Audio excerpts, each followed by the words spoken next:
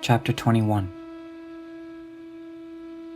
The followers of Kali are defeated.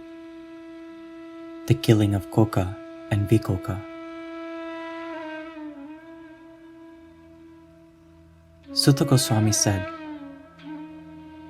as the fighting raged, Dharma and Satya Yug personified very angrily confronted Kali.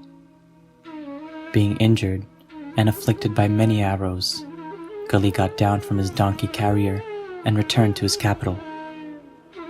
Kali's chariot, which was adorned with a flag having the symbol of an owl, was shattered. His whole body was soaked with blood. The smell of a decaying mouse emanated from his body, and his face appeared fraught with fear. In this condition, he entered his residence.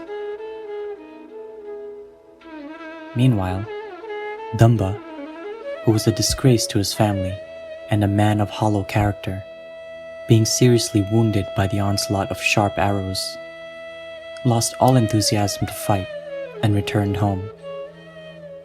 Lob was soundly defeated by Prashad, who smashed his adversary's head with a club. Lob's chariot, the flag of which bore the emblem of a dog, was pulverized, and so he ran away from the battlefield while vomiting blood. Abhaya defeated Krodh after a hectic fight. Krodh's eyes became blood red, and his foul-smelling chariot, the flag of which bore the emblem of a mouse, was shattered to pieces, so that he had no option but to return to his city, Vishasana. Shuk slapped Abhaya so forcefully that he immediately gave up his life. Niraya also fell down dead onto the battlefield after being pummeled by Priti.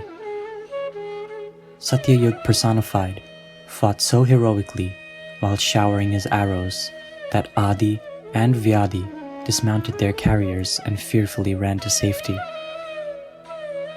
After the enemy had been routed, Dharma and Satyayug personified entered Kali's capital, Vishasana, and set the whole city ablaze by releasing fiery arrows. Indeed, Kali was also burnt in the conflagration, but he managed to survive. Because his sons and wives were killed in the fire, Kali felt that he had no alternative but to renounce his kingdom. He left the city alone and traveled to another country while continually shedding tears out of distress.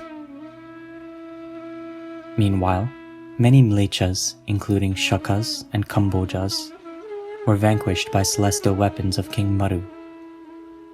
King Devapi vanquished the Shavras, Golas, and Varvaras with little effort.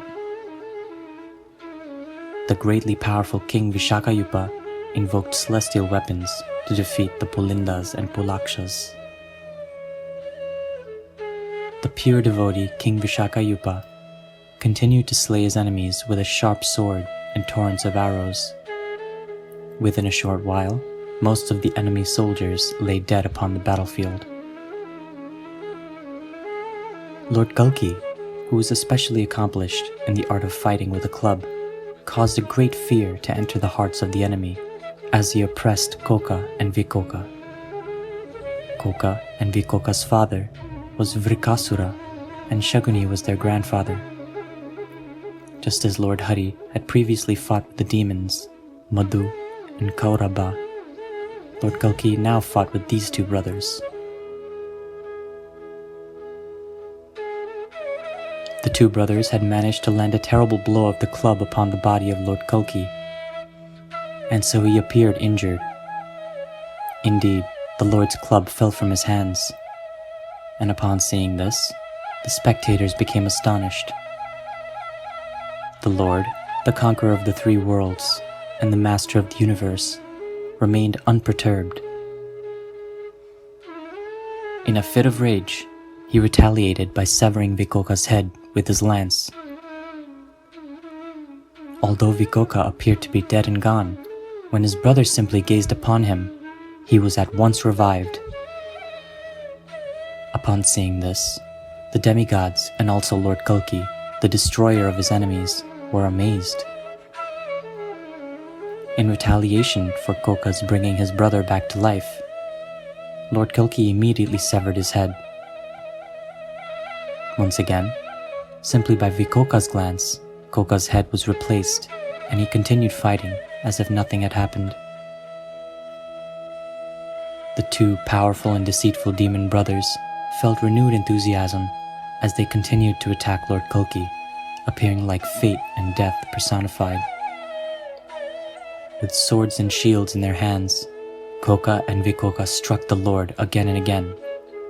Lord Kalki became further enraged, and at last, he simultaneously cut off both their heads.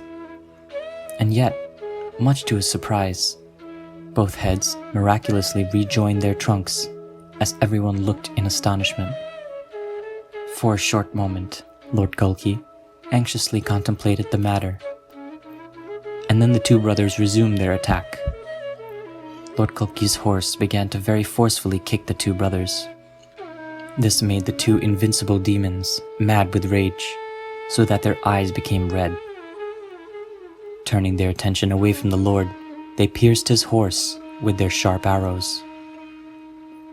The infuriated horse then bit Koka and Vikoka's arms, breaking their bones and causing their bangles and amulets to fall to the ground.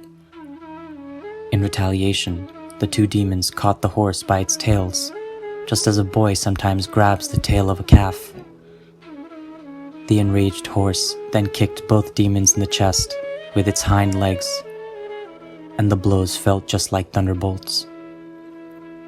Although the two demons fell unconscious to the ground, they quickly regained their senses and stood up, challenging Lord Kalki to continue fighting. Meanwhile, Lord Brahma, who had been watching the battle from the sky, approached Lord Kalki and spoke with folded hands. "My dear Lord, will you not be able to kill these two demons with weapons? You will have to kill them simultaneously with the use of your bare hands. As long as one of them remains alive, he can instantly bring back the life of his brother." After hearing the words of Brahma, who was born from the universal lotus flower, Lord Kalki abandoned his horse and weapons. Being inflamed with rage, the Lord suddenly landed two powerful punches that were just like thunderbolts, simultaneously smashing the two brothers' heads.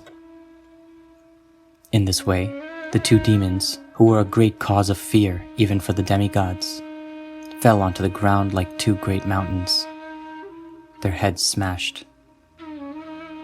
Being overjoyed, the Gandharvas began to sing, the Apsaras began to dance in ecstasy, and the sages offered prayers while the demigods, Siddhas and Charanas, showered flowers from the sky upon Lord Kalki.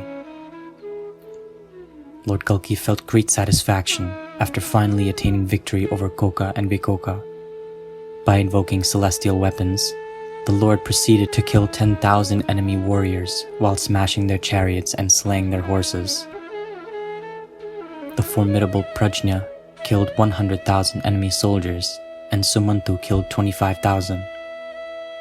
The other powerful warriors, filled with terrible rage, including Gargya, Bhargya, and Vishala, also joined the fray, killing innumerable Mlechas and Nishadas.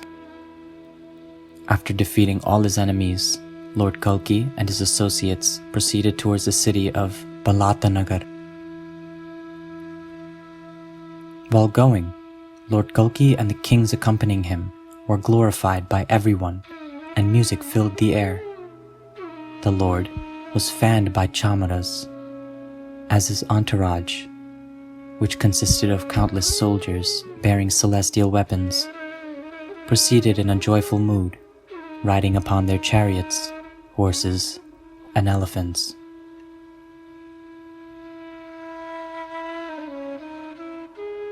Thus ends the translation of the 21st chapter of Shri Kalki Puran.